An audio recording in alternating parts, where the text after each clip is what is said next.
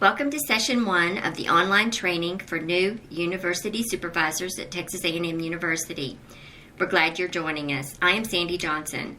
I supervise clinical teachers who are placed in the school districts surrounding Bryan and College Station. During the PowerPoint presentation for this online training, I will reference specific pages from the Clinical Teaching Handbook and other miscellaneous handouts not found in the handbook. Prior to starting each session, I recommend that you have hard copies ready for all the pages that will be referenced during that session. These hard copy visuals will add clarity as you listen to the audio explanations. Also, you'll be able to highlight key points on your hard copies. Before proceeding, if you've not already done so, it would be an excellent time to pause and make copies of the handouts listed for this session, as well as each of the 4 remaining sessions. So pause here if you need to get these materials ready.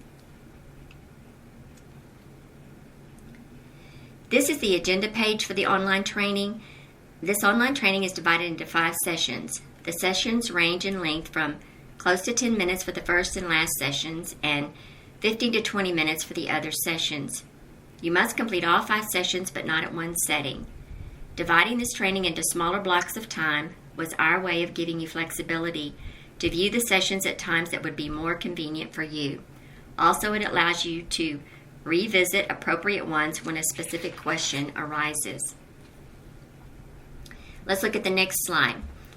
It is about the role of the university supervisor. First of all, we are liaisons between the university and the public schools. It is our job to keep that relationship as positive as possible. We also work hard to keep the relationship between the clinical teachers and their cooperating teachers as positive as possible. In addition to being liaisons, we also make sure that our clinical teachers are completing all of their responsibilities in an excellent and timely manner. I think you will enjoy watching our clinical teachers blossom into awesome teachers. Unique and challenging situations do crop up, but those situations are the exception rather than the rule. This online orientation will focus on the nuts and bolts, or the mechanics, of supervising our Aggie teachers. Keep the following in mind. First, I will try to be as clear and concise as possible in each of the audio sessions. Secondly, I'm well aware that all of this information will be overwhelming. Next, keep in mind this first session starts with general information. The specifics come in the following sessions. Lastly, I confess that my slant on supervision tends to be elementary, so at times those of you in the upper grades may need to translate some of this information into the secondary environment. The next 3 slides cover the handout entitled Overview of the Clinical Teaching Semester at Texas A&M. So looking at the hard copy handout entitled again, Overview of the Clinical Teaching Semester at Texas A&M, notice that it begins with a summary of general information and responsibilities, and it will end with tips for getting started. So let's start at the beginning. This handout is a summary of general information and your responsibilities. As I mentioned, the specifics will come in the audio sessions that follow this one. The first item or bullet is about the official first day. In the fall, clinical teachers begin the day that students in your school districts report for their first day. Note for spring, clinical teachers generally start the day that students return after their winter break. There are 70 full field days plus career fair day in our clinical teaching semester. Staff development days attended by a clinical teacher prior to the official start date do not count. Staff development days after the official start date do count. Holidays do not count. More than 70 days in the field can be required if needed. It's rare, though, except for the days of absence that are tacked on after the last official day. Let me stress that all days of absence must be made up. Our clinical teachers are expected to be prompt, record days of absence online, keep the attendance log updated with daily arrival and departure times, and acquire initials by the cooperating teacher for each day. Make up all days of absence, maintain a positive and professional attitude, prepare appropriate lesson plans, follow through with effective instructional and classroom management strategies, etc. There are 4 total weeks of full responsibility. 2 weeks occur during the middle, and 2 weeks towards the end of the semester. Be flexible with the when. Let cooperating teachers determine this. You will conduct a minimum of 2 seminars. These are mandatory. Use the Clinical Teaching Handbook as your guide for the orientation seminar. And then at the end, a wrap-up seminar towards the end, like I said, of the semester is optional. Continuing to the next slide, you will formally observe each clinical teacher 4 times if all is going well, more if needed. Conduct 2 formal observations before and 2 after the midpoint conference. Each is a minimum of 45 minutes in length. Before each formal observation, you will conduct a pre-conference. During an observation, you will critique in writing the entire lesson using the formal observation form. You will spot check all lesson plans in the attendance log as well as initial the observation date on the log. Read written feedback from the cooperating teacher and read all the clinical teacher's reflective journal entries. After each observation, you will conduct an interactive follow-up conference focusing on self-evaluation by the clinical teacher. Then, using the link provided by the Office of Field Experiences, you will complete the online version of the formal observation form. You will need to complete this within 48 hours of each formal observation and follow-up conference. Prior to each clinical teacher's midpoint conference, you will complete 2 formal observations, both submitted online. The cooperating teacher will complete at least 1 formal observation using the designated formal observation form, but no online submission is required for the cooperating teacher.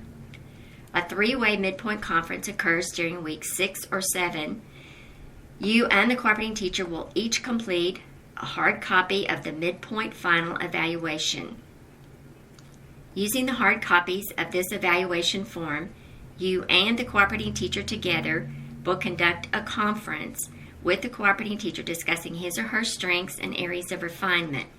You and the cooperating teacher will each submit an electronic copy of this evaluation form in the CEHD, that's College of Education and Human Development, data portal within 48 hours of the conference.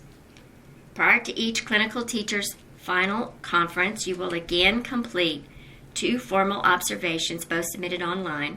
The cooperating teacher must again complete at least 1 formal observation using the formal observation form. Again, no online submission is required by the cooperating teacher. A 3-way final conference occurs during weeks 13 or 14. Follow the same procedure that was described for the midpoint conference. An option is to also provide each clinical teacher with a letter of recommendation. On the next slide, the first bullet is a new requirement for university supervisors and cooperating teachers. After the final conference, you and the cooperating teacher will each submit a recommendation for standard certification using the CEHD data portal. The last bullet is about reference forms. Be prepared to fill out reference forms sent to you by school districts with whom your clinical teachers apply, and these can mount up. My suggestions for getting started are to read the Clinical Teaching Handbook. Definitely do this, either before or after the audio tapes. Read the entire handbook cover to cover. Prepare a folder of materials for each cooperating teacher. This folder will be discussed in the last audio session. Next, prepare a handout or memo for each principal. We'll look at the sample memo after this slide. Deliver the cooperating teacher folders in each principal's memo prior to the arrival of the clinical teachers. Place a folder in each teacher's school mailbox well in advance of his or her start date for the semester. You will orient cooperating teachers, so clarify on the cover page of the cooperating teacher folder how you intend to orient your cooperating teachers. This could be a face-to-face or telephone conference depending on what is desired by the cooperating teacher. You will orient clinical teachers, so communicate a day and time to your clinical teachers for this orientation seminar. Use the Clinical Teaching Handbook to guide your orientation seminar. Remember, this is general information. There will be more specifics on these topics in the remaining audio sessions. My contact information is at the bottom of this page should you need to call or email me. Let's look at the last slide in this session. It is the principal memo that was just mentioned. Keep in mind, this is just an example. You are to add to it, delete from it, in other words, put your own personal spin on it. When creating this document, as well as others that will be shared in future sessions, you may choose to model yours after mine. Be sure, though, to include your name and contact information, not mine. This concludes Session 1.